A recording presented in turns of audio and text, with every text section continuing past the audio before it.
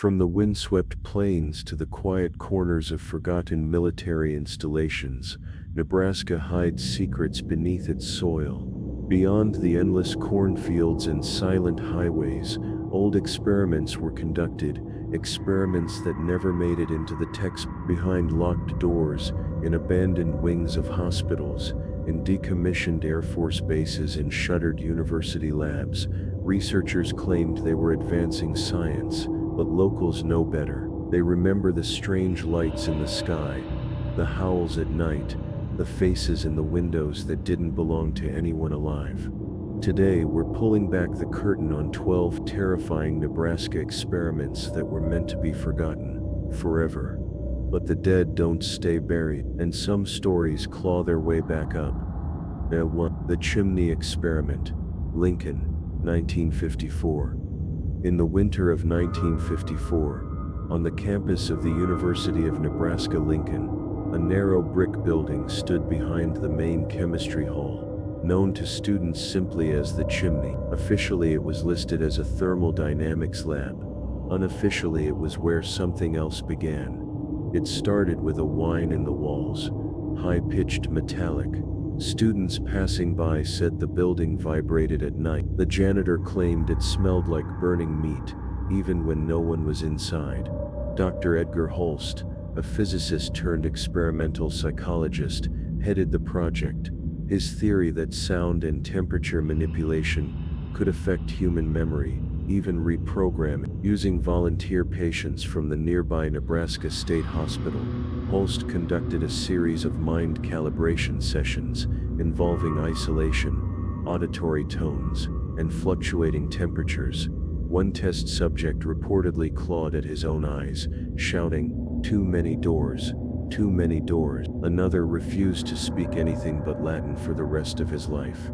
By 1956, a graduate assistant named Colleen Myers disappeared inside the chimney and was never seen again. Her last journal entry read, "He said he unlocked something. It's following me through the wall." Skeptics blamed gas leaks, overwork, or group psychosis. But in 1972, the building was sealed without explanation. University officials cited structural decay. Locals say otherwise. They say if you press your ear to the brick at night, you can still hear that high-pitched hum, and a girl whispering for help. And even now, some say the building isn't truly empty. If you shine a flashlight inside the broken window near the base, there's something looking back. To the Silo Project, Meade, 1961. They said it was just corn research, but why did the ground rumble at night? Outside Meade, Nebraska, not far from the Agriculture Research and Development Center, sits an old concrete grain silo. At least that's what it looks like from the road. But in 1961, that silo became the entrance to one of the state's most secretive Cold War experiments. Officially, it was a Department of Agriculture study on crop yields under extreme environmental conditions. But FOIA documents released in 1997 revealed the existence of Project Wildfeed, an Army-funded effort to create a fast-growing, protein-rich grain that could feed soldiers in long-term nuclear shelters. The catch: it wasn't meant for fields, it was meant for people. Deep beneath the silo, volunteers were placed in sealed biodomes and fed nothing but the modified grain. At first, the results were promising. Muscle mass increased, sleep cycles shortened, aggression decreased. Then the reversals. Test subjects reported phantom tastes, metal, dirt. Some grew hypersensitive to light. One man dug through the reinforced walls with his fingernails, saying, "The roots are growing in my thoughts." When the military pulled funding in 1965, the site was quietly decommissioned. The silos were drained, sealed, and left to rot. But strange things still happen there. Hikers report seeing pale figures near the silo, mouths chewing though nothing is there. Locals say on humid nights the silo sweats and smells faintly of rot and sulfur. In 2003, a teenage thrill-seeker disappeared after breaking into the site. The only thing recovered was his camera. The last image, a grainy close-up shot of something with a human face and plant-like tendrils wrapping around its jaw. Some say the experiment ended, others say it adapted, and the roots, they never stopped growing. The Laughing Room, Omaha Veterans Hospital, 1973. They built a padded room to stop the screaming, but it was the laughter that broke them. Tucked inside the eastern wing of the Omaha Veterans Hospital was Ward 6B, once reserved for psychiatric patients recovering from combat trauma. But in 1973, a new unit was built beneath the main floor, its entrance unmarked, its hallway cold and windowless. Staff whispered about it, called it the Laughing Room. The program, known officially as Nerve REM Phase 3, was a joint experiment between VA psychiatrists and an unacknowledged Air Force psychological research unit. Its purpose to treat post-traumatic hallucinations by forcibly confronting them. Patients were placed in total sensory isolation, then bombarded with sounds tailored from their own nightmares. Audio fed through machines that replicated screams, whispers, battlefield gunfire, even voices of the dead. A new drug cocktail was administered, part sedative, part memory enhancer. The hope was emotional recalibration, but instead, something else happened. Within days, patients stopped screaming. They started laughing, uncontrollably, monotonously. One orderly described it as like a looped recording coming out of a man's mouth. Another staff member said a patient laughed for 19 hours straight until his heart gave out. Nurses began reporting dreams of laughter echoing from the vents. One night, a janitor was found unconscious, eyes open, smile stretched ear to ear, whispering, "The hallway doesn't end anymore." By fall, the entire subwing was abandoned and sealed. The official reason: asbestos. But those who worked there knew better. Some were made to sign non-disclosure agreements, others just disappeared. To this day, no floor plans list that level, but some hospital workers claim their equipment still picks up sound readings beneath the eastern ward. Just low, constant laughter. If you walk by late at night, they say, and the hallway lights flicker, don't stop, don't listen, and whatever you do, don't laugh back. 4. The Cow Cage Trials, Red Willow County, 1948. The cattle were the first to change. Then the dogs. Then one of us. In the rolling ranchlands of Red Willow County, just outside McCook, a bizarre agricultural study took root in 1948. Elwyn Carver, a veterinary pathologist from the University of Nebraska, with support from an unnamed federal grant, Carver established a private facility on leased farmland, known locally as the Cow Cage. The experiment's purpose was veiled under the term behavioral herd modification. The goal, to reduce panic response in livestock during transport and slaughter. But behind the barbed wire and canvas tarps, something else was happening. Farmhands reported injections, strange, glowing yellow fluid administered to the cattle. Surveillance mirrors were placed around the pens. High-frequency tones were pumped through loudspeakers day and night. After a few weeks, the animals stopped reacting to stimuli entirely. They stood motionless, breathing, watching. One rancher said a cow stared at him for 10 full minutes without blinking. Another claimed he found his sheepdog pacing in circles, then suddenly leaping through a window without warning. By early 1949, locals noticed missing pets, then missing persons. Carver's final log entry, retrieved from a fireproof file discovered decades later, read, "It doesn't just calm them, it learns from them. It's not content in the corral anymore." The facility was burned to the ground that spring. No formal investigation followed. McCook locals blamed it on lightning, but aerial photos showed scorch marks too precise, too contained. Today, only a rusted cattle gate remains, half buried in prairie grass. Teens dare each other to step inside the invisible pen. Some claim to hear the low hum of frequency pulsate. Others say animals refuse to walk near the site. They freeze and stare, as if something's still watching. In downtown Kearney, Nebraska, just across from the now demolished hotel district, there once stood a small corner drugstore, old, brick-faced, with faded signage reading Miller's Pharmacy. It had been open since the 1930s, run by 3 generations of pharmacists. But in the fall of 1982, something changed. Locals noticed the lights began staying on long after closing, midnight, 2 a.m., even later. yet no one was seen going in or out. What few knew was that the University of Nebraska at Kearney's biology department had partnered with Miller's Pharmacy on a covert project titled Noctem 3. The premise: to test the effect of nighttime metabolic shifts on memory, sleep disorders, and hormone regulation. They called it a civilian adaptation initiative, but the true goal, some now believe, was cognitive enhancement, or control. Volunteers, mostly night shift workers and insomniacs, were paid in cash to participate. They'd sit in the back room for sleep cycle modulation, strobe patterns, chemical inhalants, a rotating series of translucent pills. They were instructed to report dreams, cravings, moments of deja vu. Then came the side effects. One man reportedly aged 5 years and 3 months. A waitress claimed she began losing time, hours gone in the blink of an eye. One test subject walked into traffic at dawn, mumbling the word splice. In December, the pharmacy closed without warning. Its windows were blacked out. The Miller family vanished from public record. Today, the lot remains undeveloped, just a concrete foundation, cracked and empty. But residents say, if you walk by at night, you might see a dim light flicker from the basement, and some hear a voice, soft, mechanical, repeating a question no one understands. What version are you now? Those who pause too long say they get headaches, or worse, they start remembering dreams they never had.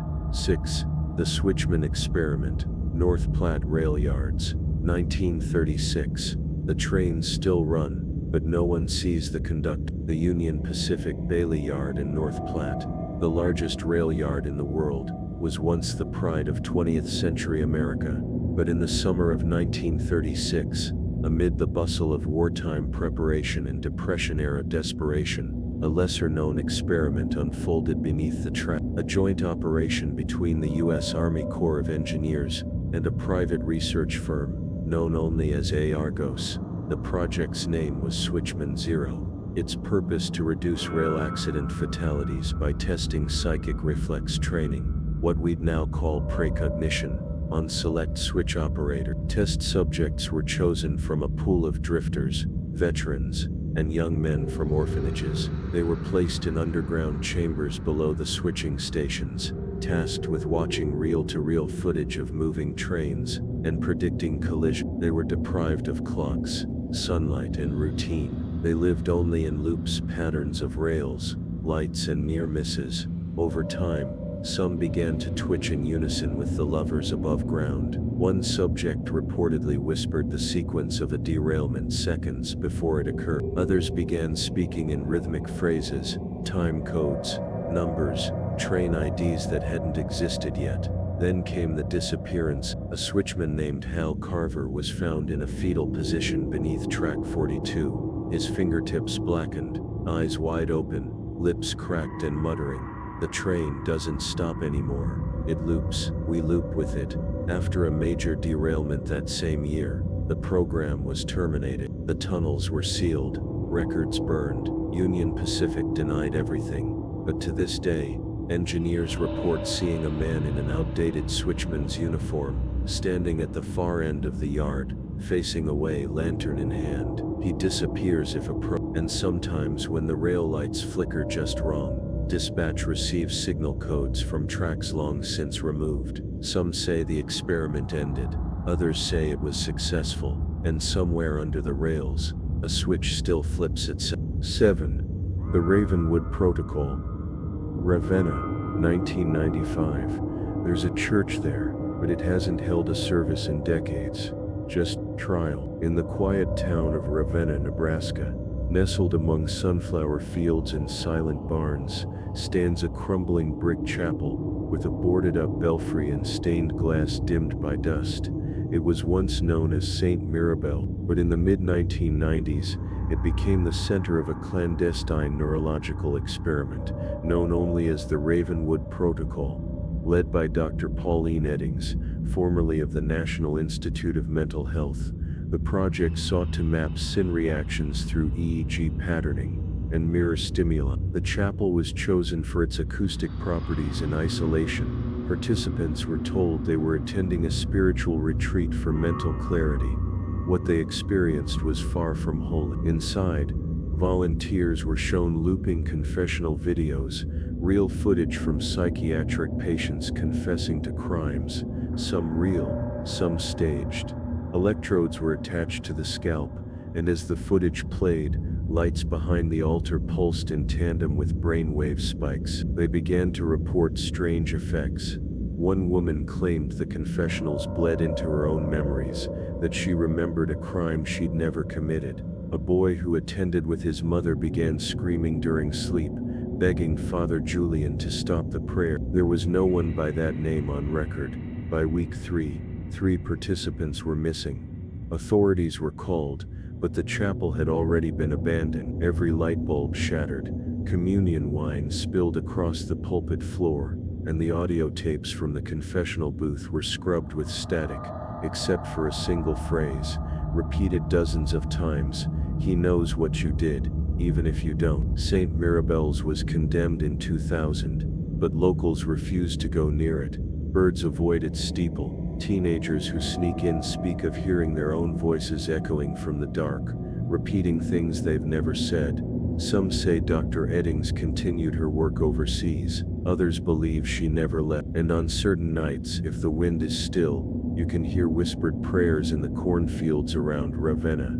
Prayers that sound more like apologies. Built in the late 1800s, the Norfolk Regional Center was one of Nebraska's oldest psychiatric facilities, massive, red-bricked and crowned with a bell tower that no longer rings. By 1927, a growing fear of degenerative psychosis among WWI veterans led to an experimental treatment initiative, quietly named the Blue Veil Trials. Lionel Beckstrom, a neurologist with unorthodox methods, the program aimed to induce cognitive stillness through a mixture of sensory reduction and pharmacological sedation. Patients were blindfolded with silk veils, dipped in a blue dye derived from morning glory seeds, and mercury sulfate. For hours a day, they sat in padded rooms, under low light and rhythmic hums, intended to quiet the mind.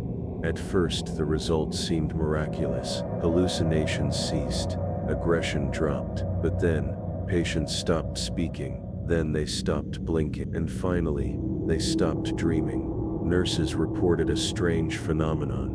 The patients remained conscious, but were completely unresponsive. One nurse wrote, "It's as if they're watching something inside that we can't see, and they like it better." When the blue dye was tested, it revealed traces of unknown alkaloids, not listed in any pharmacopoeia. Dr. Beckstrom insisted it was a new discovery, but by fall, several staff members had gone missing. One orderly was found in the laundry room, eyes wide, veil tied across his mouth. The basement archive, where the patient tapes were stored, was destroyed in a fire that same year. The official cause: faulty wiring. Today, parts of the Norfolk Regional Center remain in use, though the original West Wing is sealed. No one goes down to the old records room. Locals say the veil room is still there, untouched, silent, cold. Some say they've seen a pale blue light flickering behind the boarded windows, as if something inside is still waiting. And those who look too long at the glass, sometimes they stop blinking. 9. The Henderson Time Chamber, Bellevue, 1969. They told him he was only gone a minute, but he came back with frostbite and spoke fluent Russian. At Offutt Air Force Base in Bellevue, home of the Strategic Air Command, top-secret projects were not uncommon during the height of the Cold War, but none were more closely guarded or more unsettling than the one known as the Henderson Time Chamber.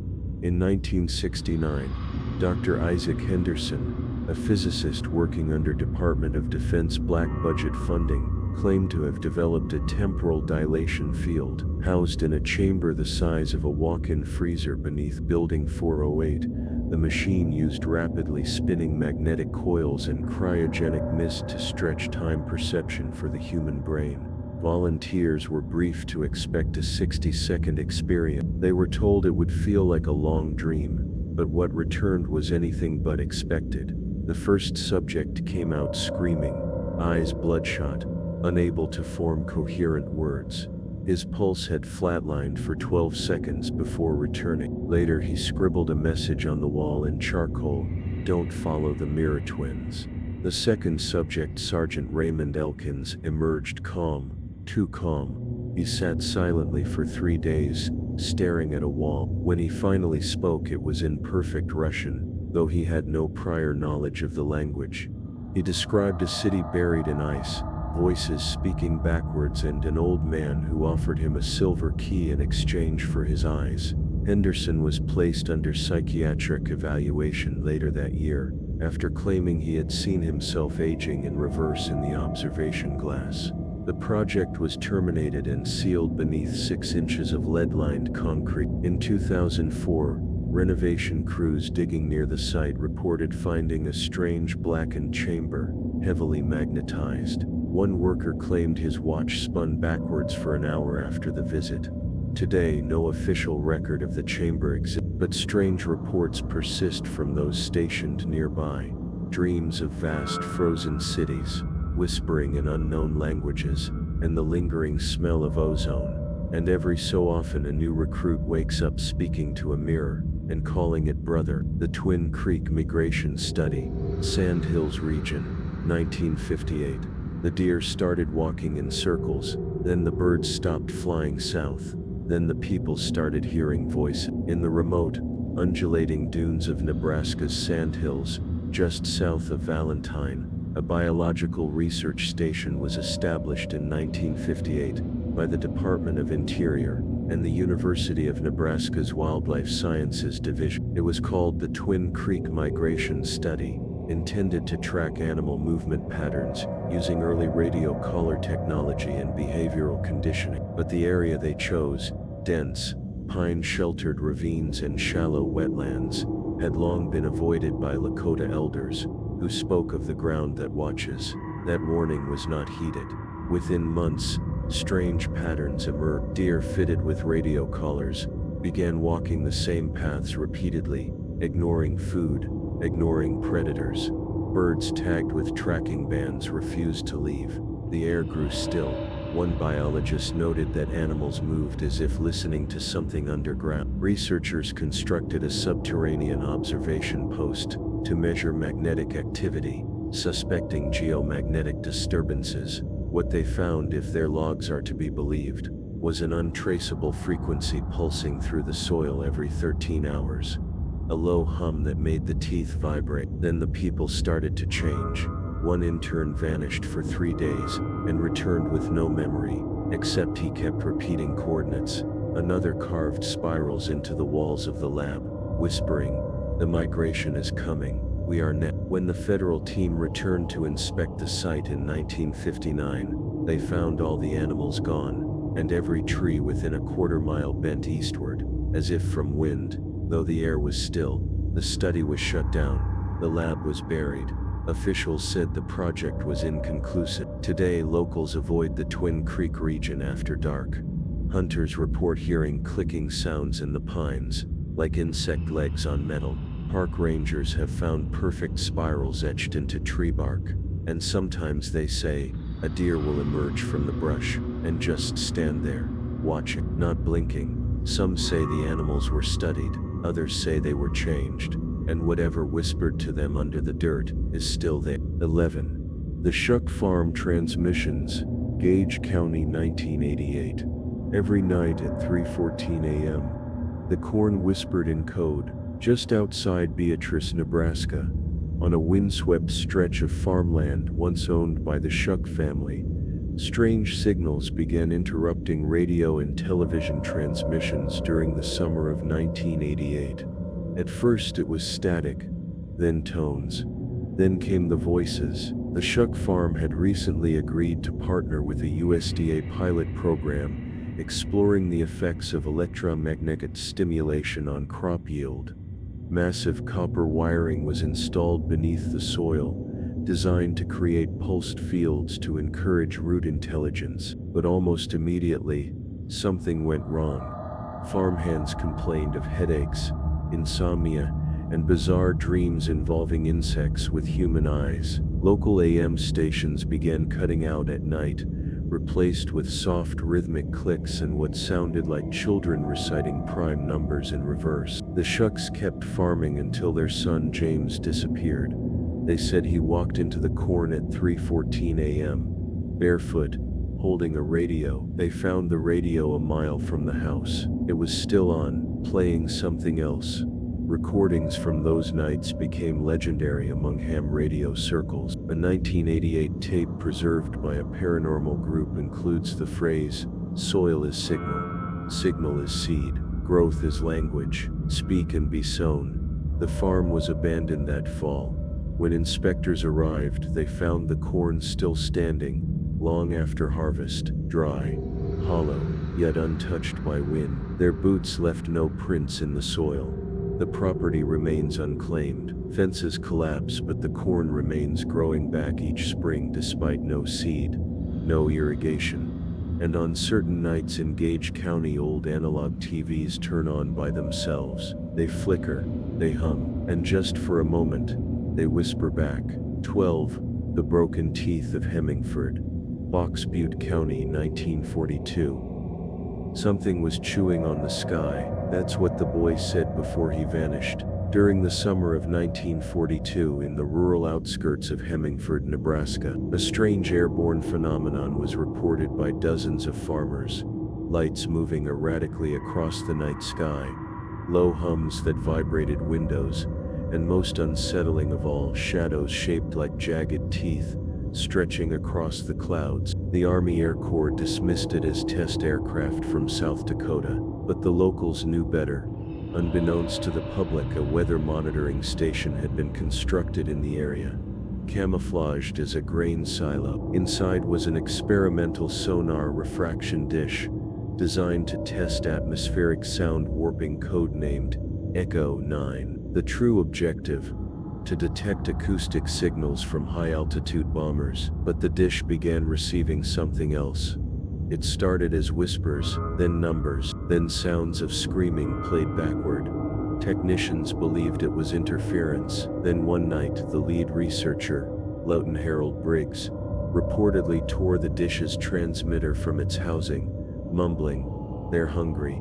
They don't want to listen. They want to bite." 2 days later, a boy named Eli Kramer disappeared from a nearby ranch. His brother said Eli was looking at the sky when he whispered, "It's chewing stars." No trace of him was ever found.